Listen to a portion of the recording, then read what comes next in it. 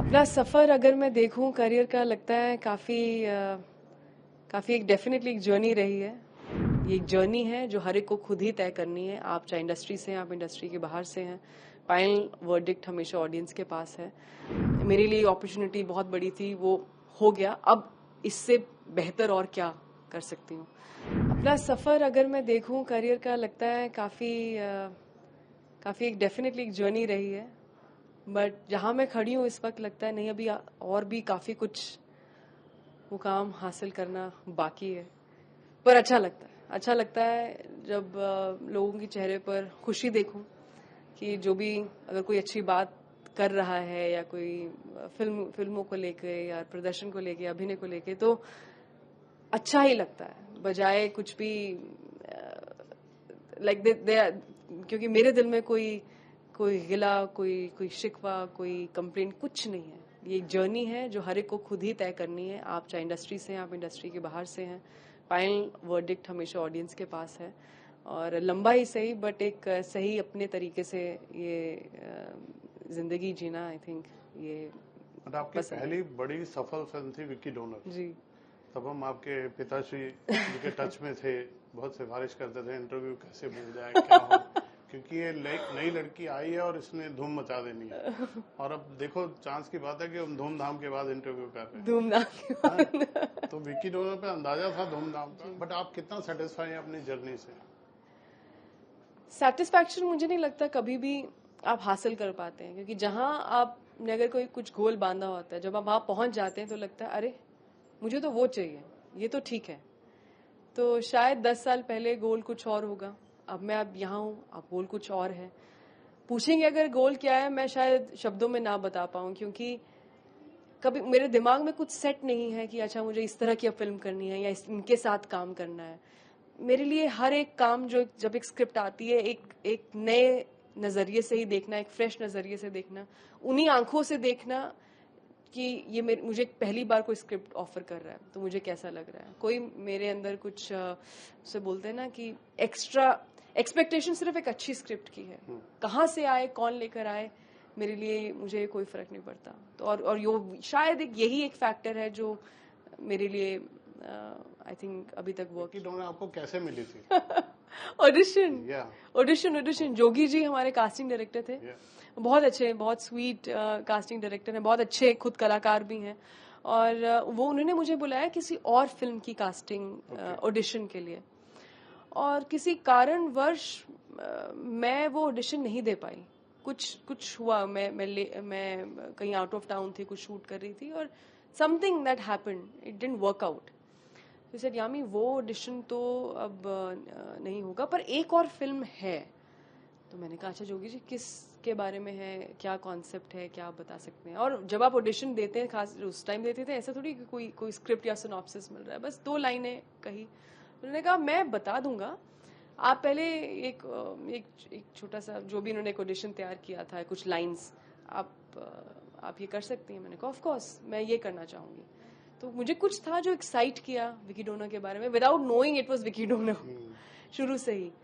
तो बुलाया उन्होंने किसी और ऑडिशन के लिए था, बट दिस हैपेंड। एंड और दूसरी फिल्म भी बनी, ऐसा नहीं कि वो नहीं बनी, but I mean it didn't do well the way Vicky donor did at all.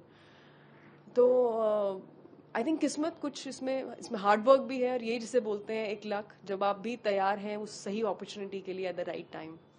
तो डेस्टिनी भी था, हार्ड वर्क भी था, सब कुछ था, तो ऐसे मिली थी विकी डोनर। और आर्टिकल 370? आर्टिकल 370 मुझे कॉन्सेप्ट सुनाया था आदित्य धर और उन्होंने कहा इस तरह की फिल्म बन रही है, व्हाट डू यू फील। तो मैंने कहा बहुत अच्छा है, वेरी गुड, तो आप स्क्रिप्ट दे दीजिए मुझे। तो बात तो हो गई डाइनिंग टेबल पर जो स्क्रिप्ट है वो बकायदा हम पूरा प्रोफेशनल जो एक प्रोसेस है फॉलो करते हैं, which is through management and everything. ऐसा नहीं कि अच्छा घर की बात है तो चलो ये लो पढ़ लो स्क्रिप्ट। तो मुझे स्क्रिप्ट बहुत पसंद आई। मुझे लगा कि ये तो मैं नहीं जाने दूंगी अपॉर्चुनिटी, ये literally once in a lifetime opportunity है। और जो मेरे अंदर है, जो कुछ भी थोड़ा बहुत मैंने सीखा है, मैं पूरी जान डाल दूंगी फिल्म में। मैं सब कुछ जो एक एक्टर दे सकता है एक फिल्म को, mentally, physically, emotionally, in every way I am going to be there and give my best. So I think जब आप इस तरह के कहीं ना कहीं आप एफर्ट से जुड़ जाएं, तो उसे बोलते हैं ना, यूनिवर्स सुन रहा होता है, देख रहा होता है, कोई ना कोई आपकी बात जरूर सुन रहा होता है, and they will always give you the reward back. Aditya से तो ऑफकोर्स मुलाकात उरी के सेट पर हुई थी, बट हमारी बातचीत जो आप कह सकते हैं वो प्रमोशंस के बाद ही शुरू हुई थी, क्योंकि प्रमोशंस में बहुत सारे पूरी स्टार कास्ट होते हैं, एक्टर्स होते हैं, घूम फिर के जब तक आपके पास आप नंबर 5 पे होते हैं सवाल जवाब के लिए. तो मैं जब सुन रही थी और या वो मेरी बातें सुन रहे थे, वहां पता चलता है कि अच्छा एक पर्सनली जो आपकी चॉइसेस हैं या एथिक्स हैं या जिस कल्चर से हम आते हैं वो बहुत सिमिलर हैं. तो बस वहीं से कहीं ना कहीं एक जिसे कहते हैं दोस्ती की शुरू. मैं प्रोड्यूसर नहीं हूँ नीरज जी, प्रोड्यूसर आदित्य धर हैं, उनके भाई उनके साथ लोकेश धर हैं. मैं बतौर एक्टर हूँ. मैं of course always rooting for Aditya as his wife. And जब हम सेट पे हमने जब काम किया है आर्टिकल 370, ऐसा कुछ नहीं है कि अच्छा ये होम प्रोडक्शन है तो आप कुछ मिजाज बदल जाएगा.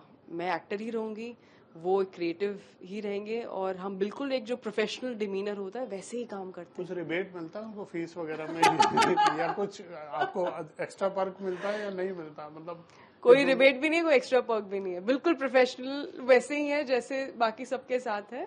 बट हाँ ये है कि क्योंकि वो इतने कमाल के राइटर हैं, इतने अच्छे प्रोड्यूसर हैं, तो कमाल की स्क्रिप्ट जरूर मिली, कमाल की अपॉर्चुनिटी मिली.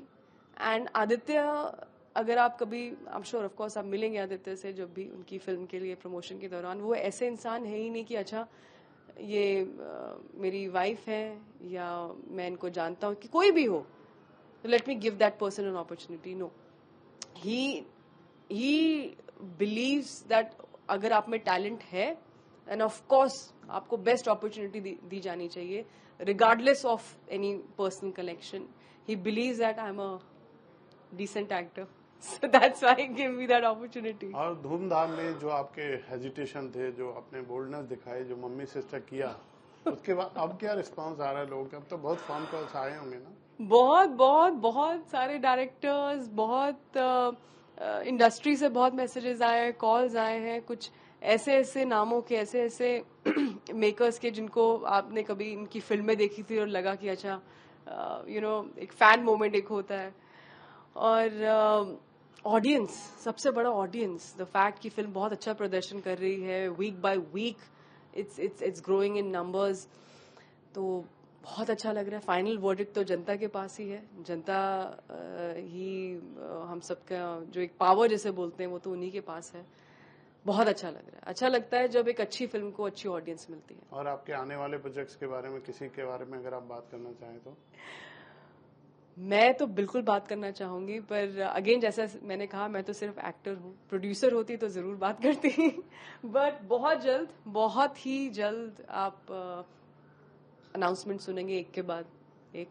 और इतना बस प्रॉमिस जरूर कर सकती हूँ कि जितने भी फिल्म्स मैंने फाइनलाइज अभी भी की हैं, the idea is to go notches higher. The idea is to कि अब जो हो गया, जो फिल्में जिन्हें सफलता मिली, जो अच्छा जिन्होंने किया, मेरे लिए अपॉर्चुनिटी बहुत बड़ी थी, वो हो गया. अब इससे बेहतर और क्या कर सकती हूँ, तो उसको ध्यान में रखकर, और कितना वर्सेटैलिटी पे ध्यान दिया जा सकता है, उसको ध्यान में रखकर अगली फिल्में साइन की हैं. चलिए, wish you all the very best. Thank you Neeraj ji. शुक्रिया. Thank you.